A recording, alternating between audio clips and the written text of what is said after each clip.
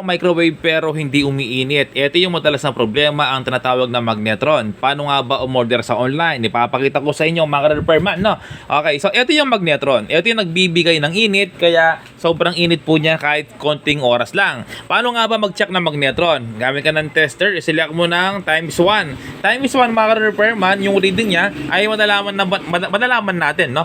Okay? Ito yung tinatawag na magnetron plug. Yung magnetron plug, kapag po naglagay ka dito sa left, kailangan walang reading dapat sa body ng magnetron. Ayan, may reading po siya. Ibig sabihin po, yan po ay sira na.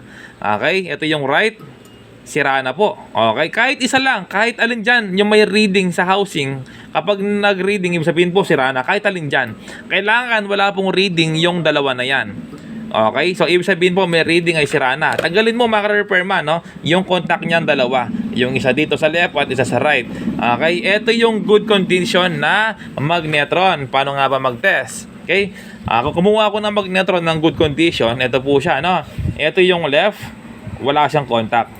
Ito yung right, wala siyang contact.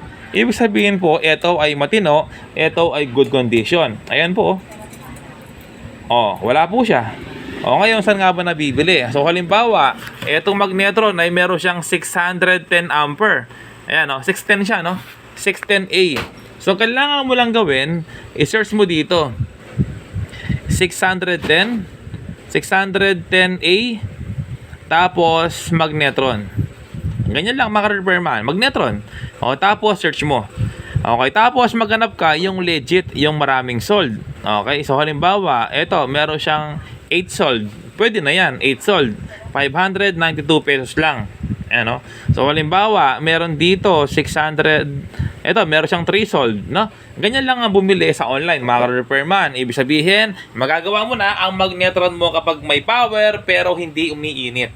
Okay, pag-subscribe po para naka-update po kayo sa mga ginagawa po natin. Useful video mula kay Jeff Repairman. Thank you.